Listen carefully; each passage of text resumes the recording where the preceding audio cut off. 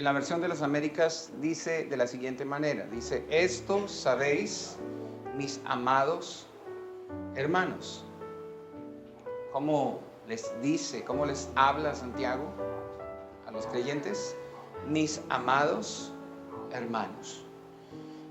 Pero que cada uno sea pronto para oír, tardo para hablar, tardo para la ira, pues la ira del hombre no obra la justicia de Dios, por lo cual, desechando toda inmundicia y todo resto de malicia, recibid con humildad la palabra implantada, que es poderosa para salvar vuestras almas.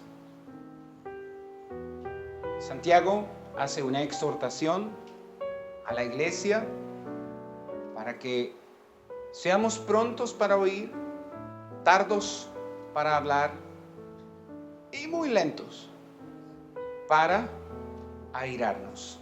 Porque la ira del hombre, dice Santiago, no obra la justicia de Dios. ¿Cuál es la única ira que obra la justicia de Dios? La ira de Dios. Y vamos a contrastar un poco la ira de Dios con la ira del hombre para que podamos entender por qué debemos evitar, porque Santiago está poniéndola al final como si fuera lo último, y que si llegásemos a ese punto de experimentar la ira, Santiago está recomendando que para llegar hasta allá seamos muy lentos. De alguna manera, la palabra de Dios nos está diciendo que, de ser posible, que no lleguemos hasta allá, que no sea necesaria la ira, porque nuestra ira no obra la justicia de Dios. Jeremías 8:18 en adelante. Mi tristeza no tiene remedio, mi corazón desfallece en mí. He aquí la voz del clamor de la hija de mi pueblo desde una tierra lejana. ¿No está el Señor en Sión? ¿No está su rey en ella? ¿Por qué me han provocado con sus imágenes talladas, con ídolos extranjeros? Pasó la siega, terminó el verano y nosotros no hemos sido salvados. Por el quebrantamiento de la hija de mi pueblo estoy quebrantado, ando enlutado, el espanto se ha apoderado de mí.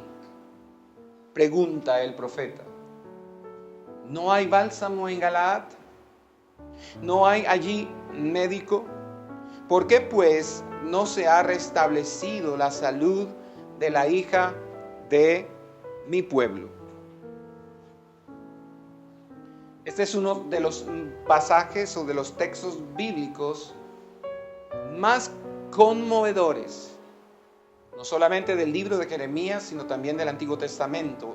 Son palabras muy, muy profundas, con mucha sensibilidad, cargadas de mucha sensibilidad, porque podemos ver en cada una de estas expresiones el dolor tan profundo del profeta frente a la certeza de la destrucción de su pueblo y su responsabilidad como mensajero de Dios. Esta vez él no tiene el privilegio de traerles un mensaje de bendición, porque este momento en el que se encuentra experimentando esta profunda tristeza, tanto el profeta como Dios, este momento que vive el pueblo de Israel es un momento de mucho pecado y de perversión. Entonces, en el relato podemos observar una profunda o un profundo sentimiento de tristeza del profeta y también de Dios, porque cuando el profeta dice, mi tristeza no tiene remedio, mi corazón desfallece en mí, está hablando inspirado por el Espíritu Santo, de manera que las palabras de Jeremías son las palabras de Dios. No es solamente el profeta el que experimenta una profunda tristeza y su corazón desfalleciendo dentro de él. Es Dios diciendo que se siente así. Por causa del pecado de su pueblo, por causa de la depravación, de la perversión a la que ha llegado Israel. Por esa razón Dios está diciendo a través de su profeta: mi tristeza no tiene remedio, mi corazón desfallece en mí. La palabra bálsamo del versículo 22, no hay bálsamo en Galaad. Esa palabra es la palabra hebrea sari. Y esa expresión se refiere literalmente a una resina aromática de un árbol que era muy preciado en la antigüedad. A esa resina se le atribuían poderes medicinales. Esa medicina o esa resina se usaba para curar o aliviar las heridas de los enfermos. La gente creía que esta resina tenía un poder curativo y la usaban para tratar de aliviar las enfermedades o las heridas de las personas. De acuerdo con Génesis 37, 25, los ismaelitas que compraron a José venían de Galaad e iban a Egipto con este producto. Entonces era una resina que era conocida en el mundo antiguo.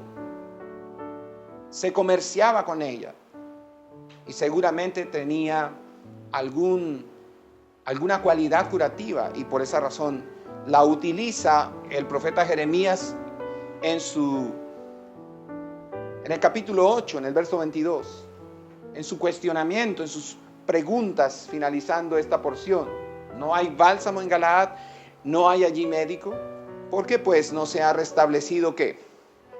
La salud de la hija de mi pueblo. En el versículo 19, la gente está preguntando si el rey de Israel, el Señor, el Todopoderoso, no está en Sión. Porque ellos preguntan en el 19, como dice Jeremías: ¿no está el Señor en Sión? ¿No está su rey en ella? ¿Por qué me han provocado con sus imágenes talladas, con ídolos extranjeros? Es interesante que hay una pregunta que es de la gente, pero al mismo tiempo Dios responde la pregunta de la gente con otra pregunta. La gente se pregunta: ¿por qué no está Dios con nosotros? ¿Por qué no está Dios en su ciudad santa? ¿Por qué no está el rey en su ciudad? Y el mismo Señor responde a esa pregunta. Él dice: ¿por qué me han provocado con sus imágenes talladas, con ídolos extranjeros? ¿Cuál es la razón por la que la presencia de Dios no está en Sión? La razón por la que Dios se ha alejado de su pueblo es por causa de la idolatría. ¿Sí? Si miramos en el Salmo 48, versículo 3, por favor acompáñeme rápido a ese Salmo. Salmo 48, versículo 3. De pronto podemos mirar desde el 1, Salmo 48, 1 al 3. Miren lo que dice el salmista. Dice: grande es el Señor y muy digno de ser alabado en la ciudad de nuestro Dios, su santo monte. Hermoso en su elevación, el gozo de toda la tierra es el monte Sión, en el extremo norte, la ciudad del gran rey. Dios en sus palacios se dio a conocer como ¿qué?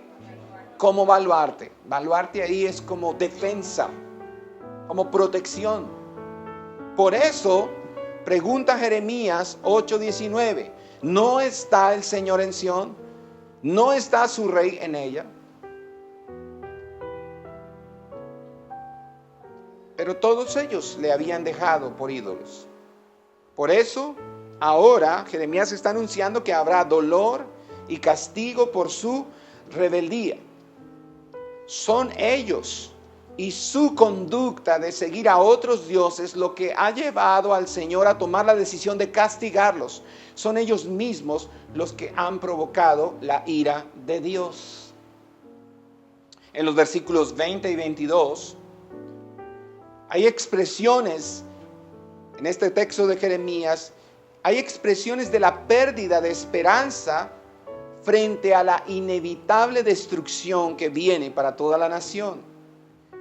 Israel hubiera podido producir mucho y vivir el gozo de una cosecha abundante, pero Israel escogió seguir a los dioses ajenos en lugar del Dios verdadero, y ahora todo está perdido y no hay salvación. Mire cómo dice el 20. Pasó la siega, terminó el verano, y nosotros, ¿qué dice?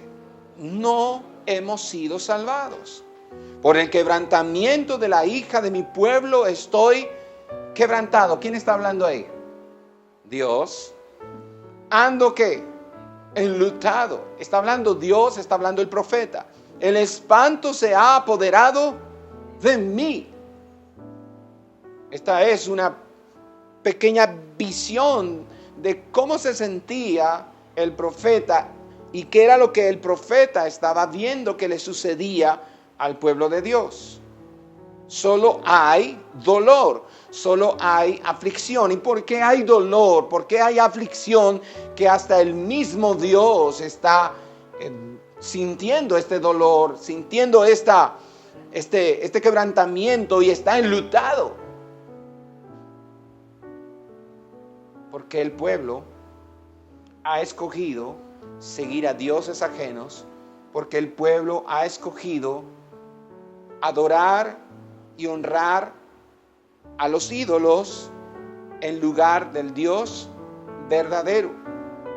Y estas palabras de los versos 20, 21 y 22 demuestran el dolor de Dios y el dolor de su profeta. El Señor está diciendo: quebrantado estoy por el quebranto de la hija de mi pueblo. Estoy enlutado.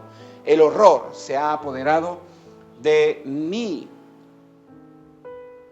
Como un buen padre, Dios está sintiendo dolor porque debe disciplinar a su pueblo. ¿Y por qué debe disciplinar a su pueblo?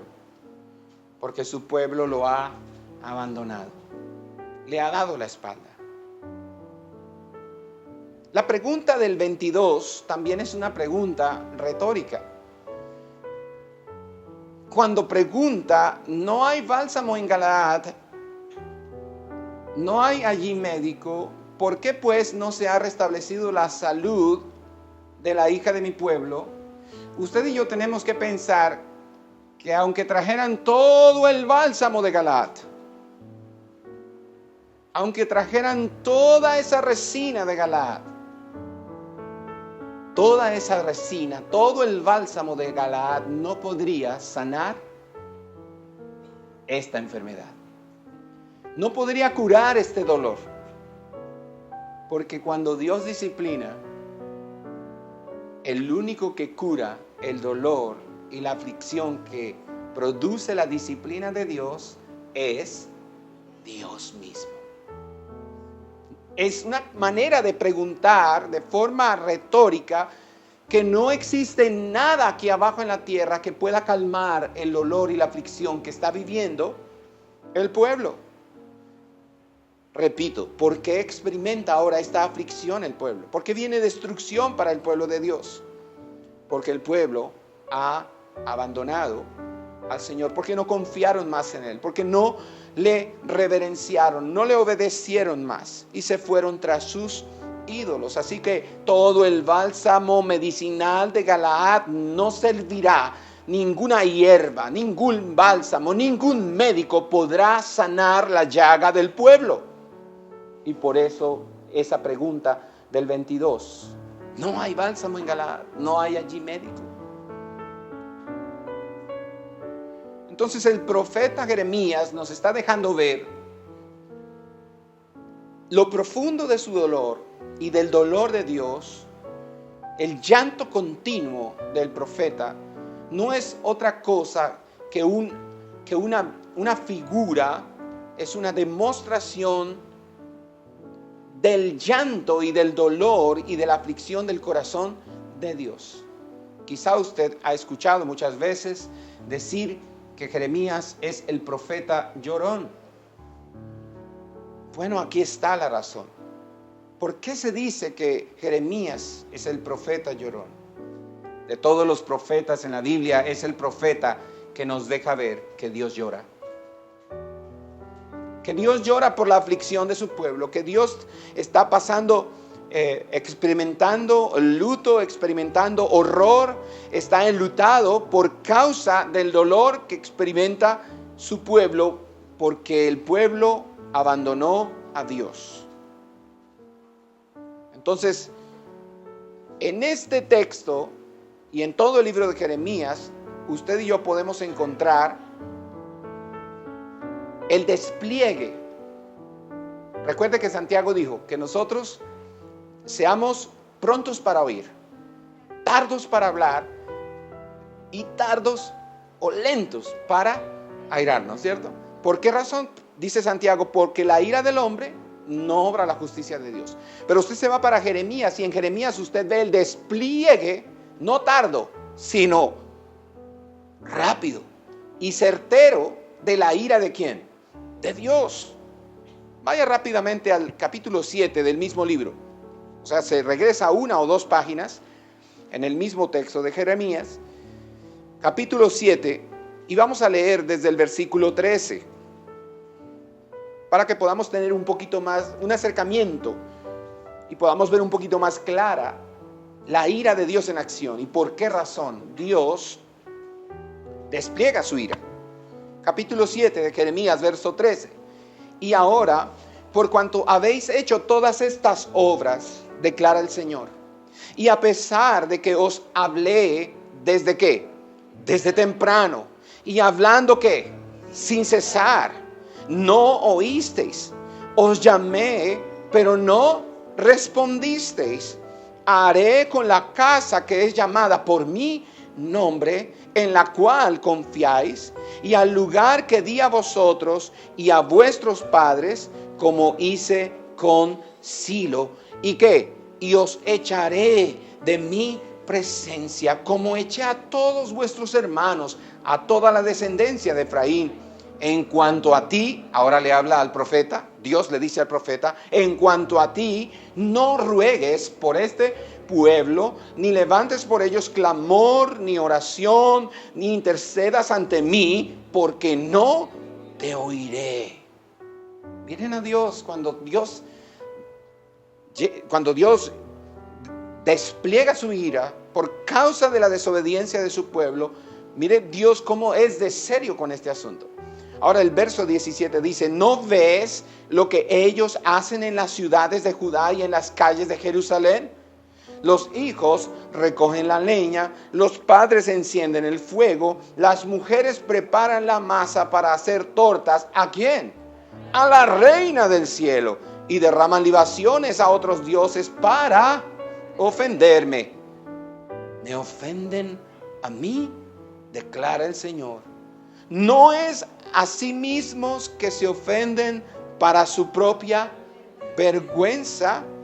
Por tanto, así dice el Señor, Dios, he aquí, mi ira y mi furor serán derramados sobre este lugar, sobre los hombres y sobre los animales, sobre los árboles del campo y sobre el fruto de la tierra.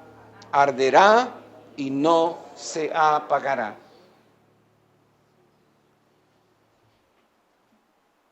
Hace unos días el pastor John Piper publicó un Twitter diciendo que, citando al profeta Jeremías de hecho, y diciendo que los fenómenos naturales no son simplemente fenómenos naturales, sino que son la manera en que Dios manifiesta su ira.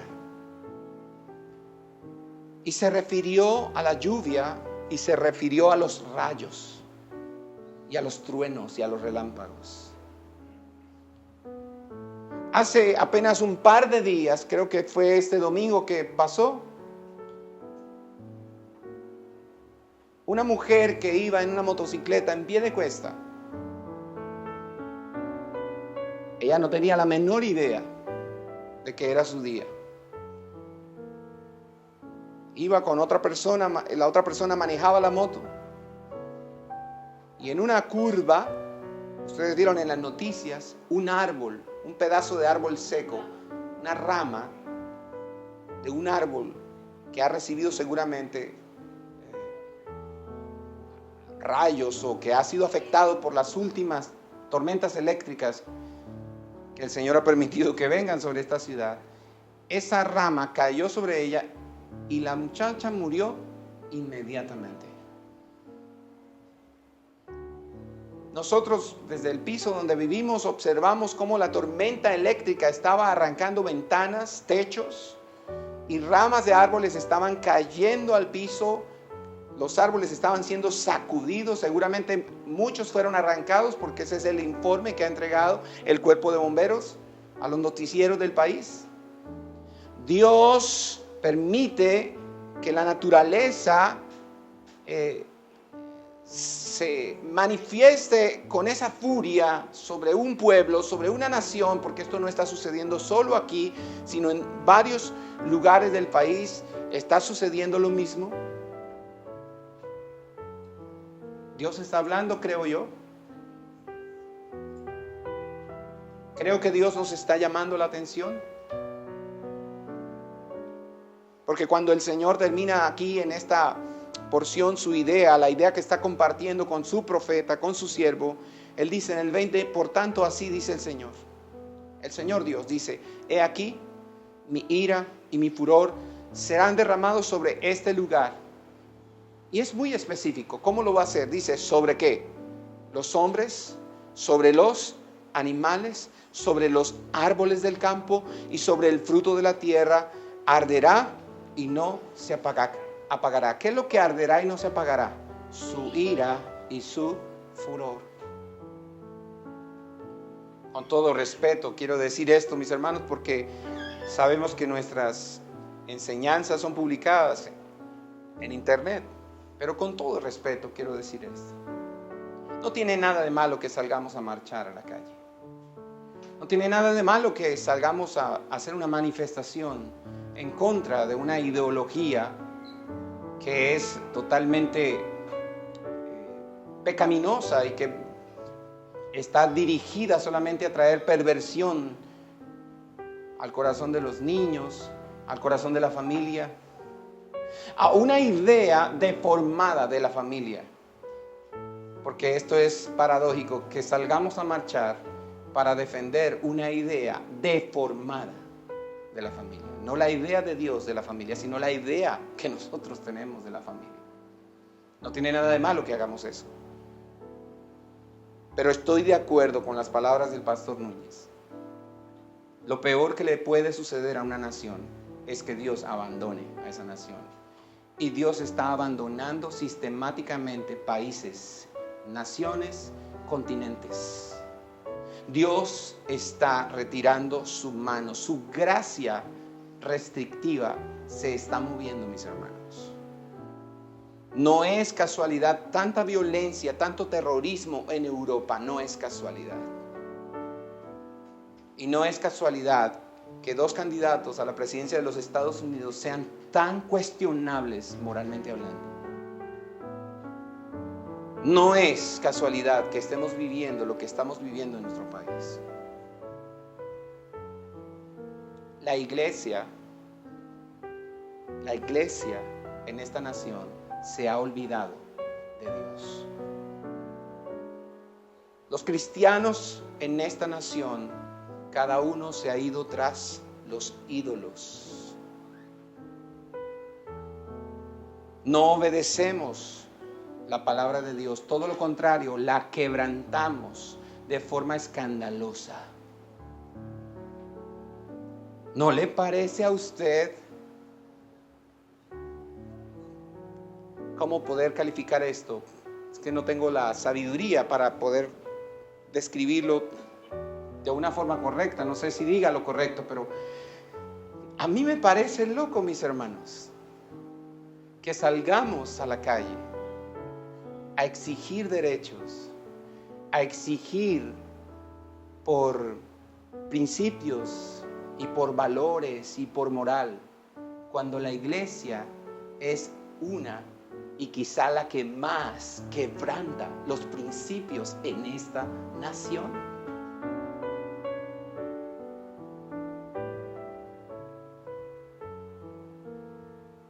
Cuando hablábamos el domingo de los ejemplos de los padres de la iglesia y de la iglesia cristiana de los siglos primero al sexto, estábamos hablando de ejemplos donde las palabras estaban acompañadas de hechos. Por eso un filósofo, por eso un obispo de una iglesia se atrevía a pararse frente al emperador y defender a los cristianos, y decían en sus cartas, en sus apologías, decían: es que nosotros los cristianos no usamos de falsos testigos. Mis hermanos, ¿qué hacen los cristianos hoy? Todo lo contrario.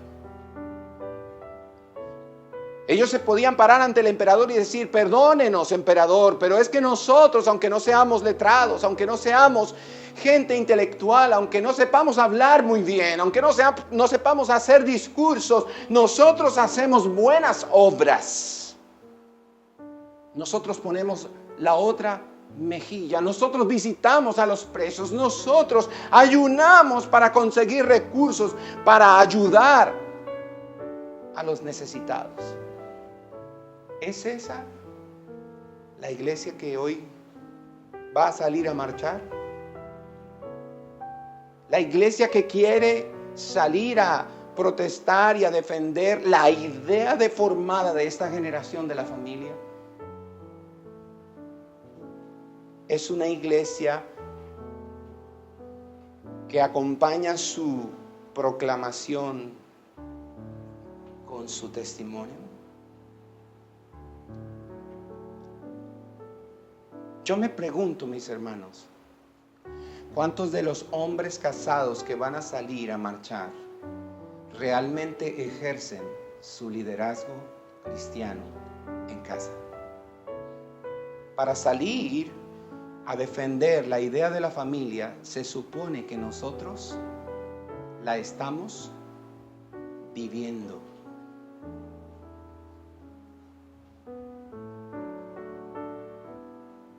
Con esto, ¿qué es lo que yo quiero decir? Quiero decir varias cosas. Que no está mal salir a marchar. Que no está mal acompañar esa protesta dentro de los órdenes y los límites legales. Pero con esto quiero decir, mis hermanos, que los últimos eventos y hechos que están sucediendo en nuestro país pueden ser una manera en que Dios nos está advirtiendo que Él está retirando su mano y su gracia de esta nación porque quiere disciplinarnos.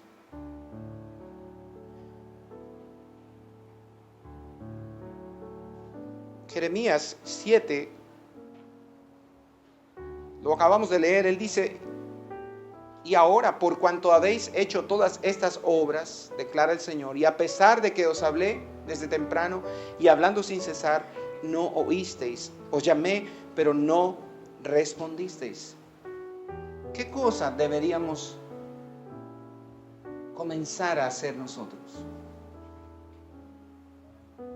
Realmente, ¿qué es lo que debemos hacer para que Dios tenga misericordia de nosotros y nos ayude? Y no solamente como iglesia, sino como ciudad y como nación. ¿Qué debemos hacer? ¿Qué es lo que reclama el Señor? Que nosotros no le hemos escuchado, que nosotros no le hemos respondido. Entonces aquí usted puede ver el dolor, las emociones, el lamento de Dios, la tristeza de Dios, la tristeza del profeta, La ira de Dios de alguna manera se ve subordinada al dolor. Es más fuerte el dolor de Dios que la ira y la furia del Señor. Dios está sufriendo con su pueblo. Dios va a disciplinar a su pueblo, pero Dios no va a echar fuera a su pueblo de su corazón. La verdad es que no hay cura, no hay marcha, no hay protesta, no hay político, no hay nada que pueda detener la disciplina y la ira de Dios cuando Dios ha determinado disciplinar o castigar a una nación. No hay nada. Usted recuerda que le dijo claramente el Señor al profeta: no ores, no me pidas, no intercedas por ellos, porque no te voy a oír.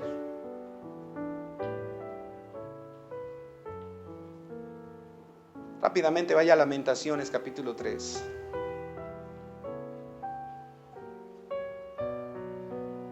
A propósito, Lamentaciones es un libro de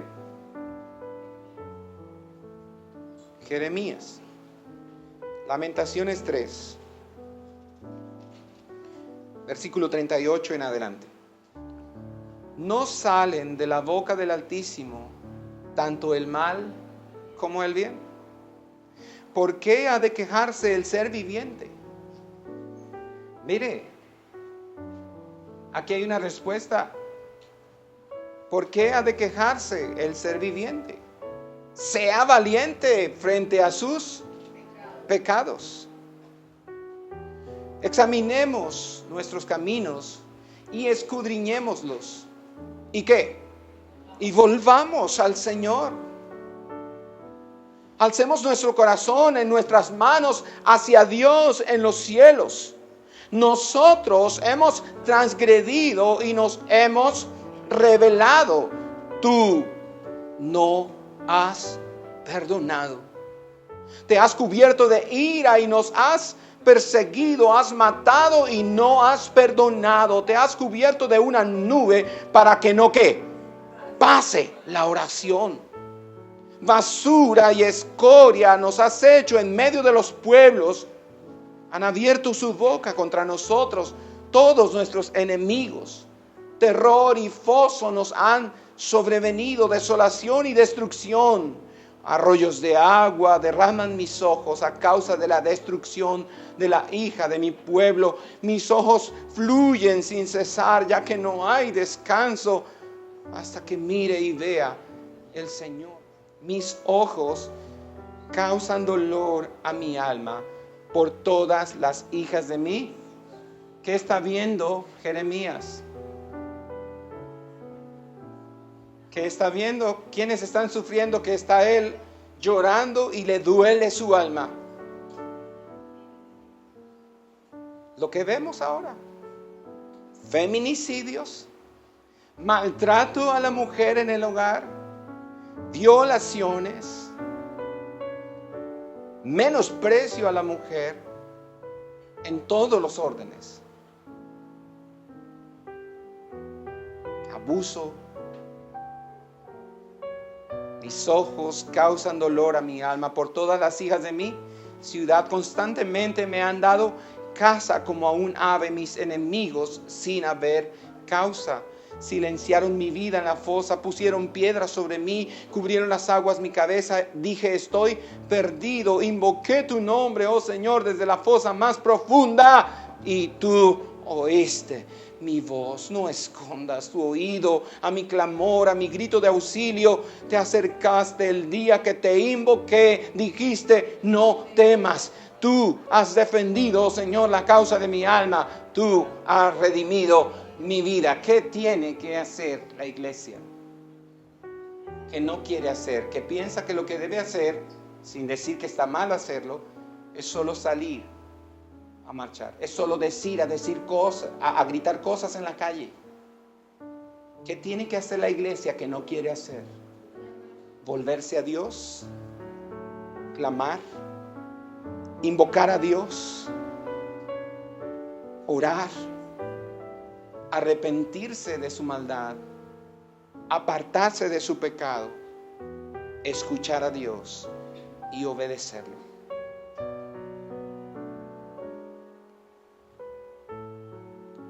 Solo la ira de Dios obra la justicia de Dios.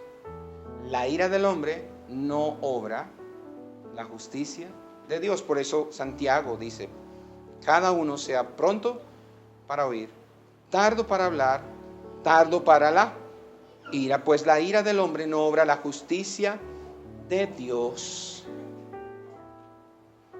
Pero Dios se aira. Dios se aira con un pueblo, Dios se aira con una familia, Dios se aira con un hombre, Dios se aira con una mujer cuando nosotros como Israel no le escuchamos. A mí me impacta ese versículo, el versículo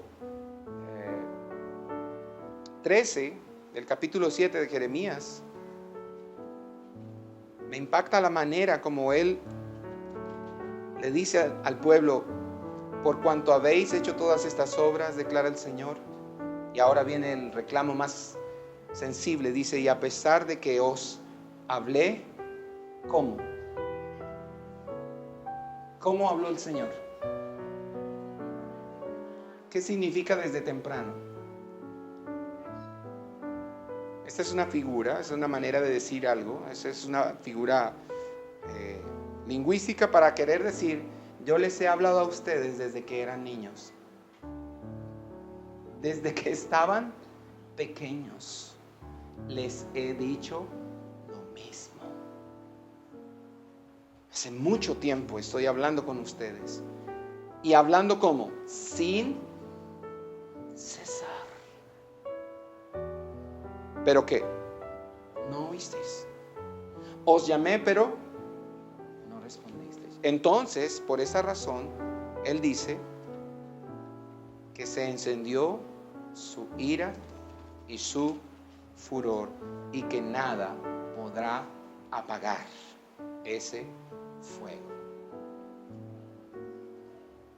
¿Qué tenemos para esta noche?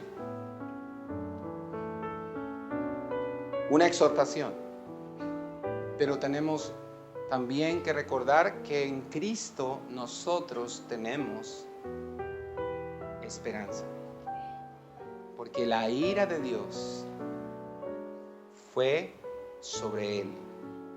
El Cordero, nuestro sustituto, la ofrenda expiatoria de Dios. Él tomó nuestro lugar en la cruz y toda la ira de Dios fue sobre él. El castigo de nuestra paz, dice Isaías, fue sobre él. Y por su llaga, aleluya, todos nosotros hemos sido sanados, curados. Debemos tomar otro tiempo, otra cena del Señor para revisar entonces lo que pasa con nuestra ira. Hay ira en el corazón de los hijos de Dios, hay amargura, hay rabia, hay enojo, hay resentimiento, y necesitamos renunciar a todas esas cosas, mis hermanos, porque Santiago es muy elocuente, es muy claro. La ira del hombre no obra la justicia de Dios. Nuestra ira, nuestra amargura, nuestro resentimiento nunca obrará la justicia de Dios. La ira de Dios sí. Dios satisfizo su justicia desatando su ira sobre su hijo, sobre su propio hijo, matando a su propio hijo. Y por eso usted y yo podemos esta noche volvernos a Dios. Podemos volvernos a Cristo. Podemos abrazar la esperanza que nos ha dado el Padre por medio de Cristo. Por esa razón tiene tanto peso para nosotros las palabras de Corintios, donde habla Pablo acerca de la institución de la cena. Vaya por favor a Corintios. Dice el apóstol Pablo, porque yo recibí del Señor lo mismo que os he enseñado, que el Señor Jesús, la noche en que fue entregado, tomó pan y después de dar gracias lo partió y dijo: esto es mi cuerpo, que es que para vosotros. Haced esto en memoria de mí. De la misma manera tomó también la copa después de haber cenado, diciendo: esta copa es el nuevo pacto en mi sangre. Haced esto cuantas veces la bebáis en memoria de mí, porque todas las veces que comáis este pan y bebáis esta copa, la muerte del Señor proclamáis hasta que Él venga. De manera que el que coma el pan o beba la copa del Señor indignamente será culpable del cuerpo y de la sangre del Señor. Por tanto, examínese cada uno a sí mismo. Lo mismo que decía Jeremías. Examínese cada uno a sí mismo y entonces coma del pan y beba de la copa, porque el que come y bebe sin discernir correctamente el cuerpo del Señor, come y bebe juicio para sí. Por esta razón hay muchos débiles y enfermos entre vosotros, y muchos duermen. Vamos a orar, mis hermanos.